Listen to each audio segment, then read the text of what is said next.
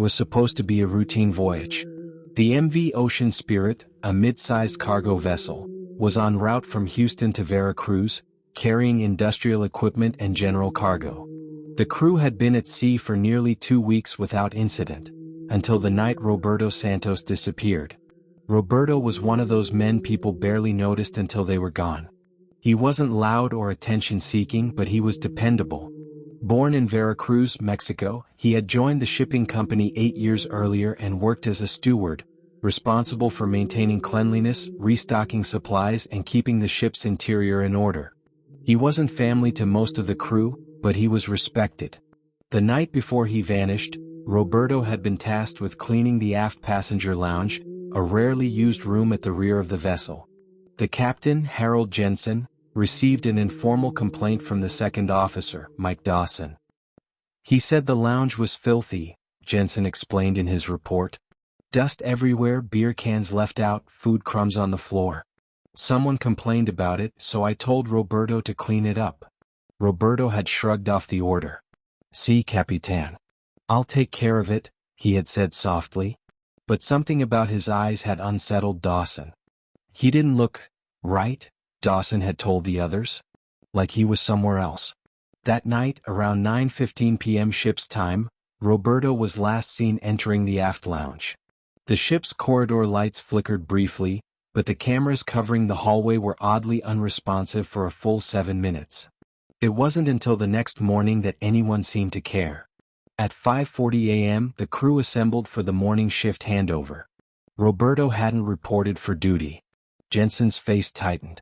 "We thought he was sleeping off a hangover," explained Dawson, rubbing his jaw. But then, something felt wrong. The captain ordered a search. The aft lounge was spotless. Not a crumb, not a bottle, not a smudge. It looked untouched by human hands. The nearby storage rooms were empty. The corridors were clear. The ship's deck was pristine. And Roberto? He was nowhere to be found. By 7 a.m., the crew's unease had turned to fear. Some whispered about a man overworked, simply wandering off to drown himself. Others spoke of foul play. "I swear I heard something last night," whispered Jose Ramirez, the cook, his eyes darting nervously. "Like whispers, coming from the aft lounge." "Whispers?" asked Mike, frowning. "I thought I imagined it," Jose muttered. "But I heard someone breathing and something scraping." Harold Jensen snapped. "We're professionals. There's no reason to lose our heads." But the tension lingered. Roberto's bunk was immaculate. His clothes, wallet, and personal effects were still there. Even his worn-out sneakers sat neatly tucked under his bed frame. "It's like he evaporated," muttered one crewman. Captain Jensen ordered the ship's log reviewed, the electronics checked, and a full search conducted. Nothing explained the disappearance. No unauthorized lifeboats launched. No open hatches. No malfunctioning security cameras, except the aft lounge camera, which had failed exactly when Roberto entered. Jensen, a hardened sea captain, had never experienced anything like this in his career. "Man overboard," he barked at first. "We checked the waters." But after 3 hours of sonar scans and aerial searches with a drone, nothing was found. Not even a ripple on the ocean's surface. As the hours passed, paranoia grew. Some crew members began avoiding the aft section altogether. "I'm not going near that room," Dawson told another crewman, Chris. "It's cursed," muttered Chris. Jensen tried to keep morale up. "We'll dock at the next port. Authorities will investigate. Until then, stick together." But sleep-deprived eyes and hushed conversations betrayed fear. The crew's discipline frayed. Arguments broke out over trivial matters. Roberto's name was spoken in whispers, as though a loud acknowledgement might attract danger. By afternoon, curiosity overcame fear in a few of the crew. Led by Mike Dawson and engineer Paul Rivera, they decided to inspect the aft lounge once more. The door was still locked from the inside. That alone made the situation stranger. After several attempts, the door was forced open. What they found inside turned their blood cold. The room appeared untouched, immaculate, gleaming as if it had never been dirty. But that wasn't the worst part. The air was heavy, stale, and suffocating. A faint, sour smell lingered at the edges, like something decayed long ago.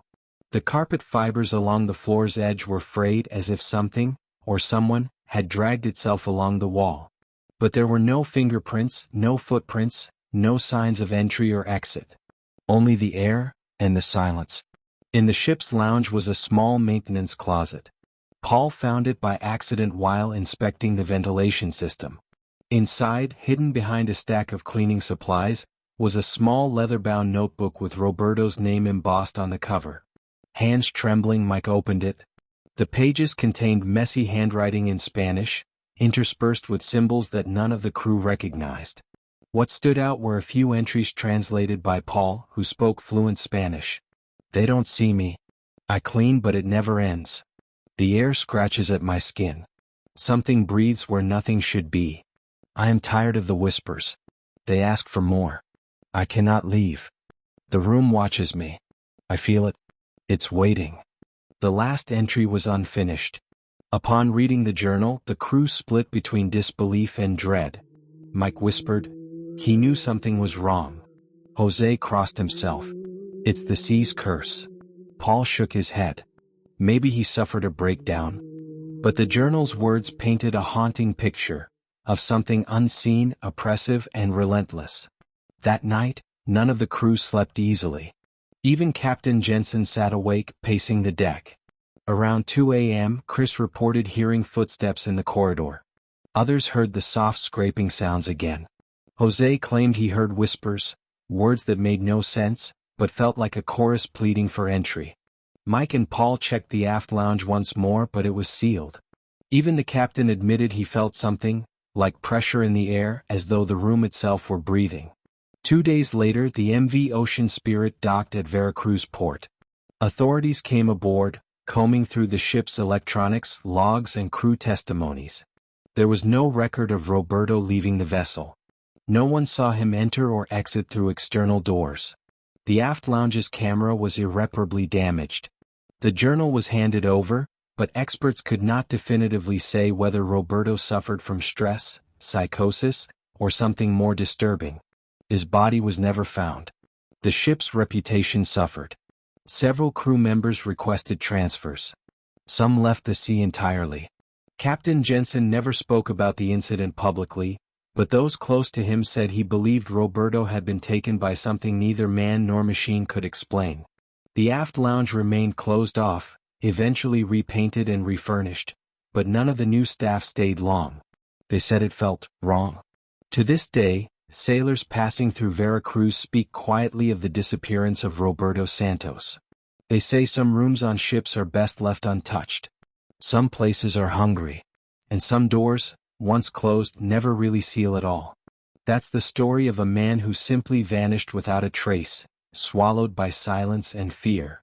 A reminder that sometimes the most terrifying horrors aren't blood-soaked or monstrous, but the unknown, where even clean floors and locked doors can hide something far darker.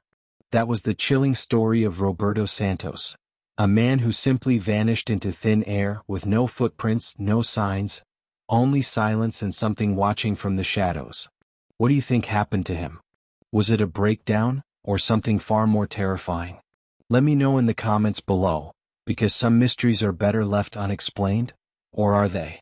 If you enjoyed this story, don't forget to hit that like button, subscribe for more true horror cases, and turn on notifications so you never miss another spine-chilling tale. Stay safe, and keep watching the dark.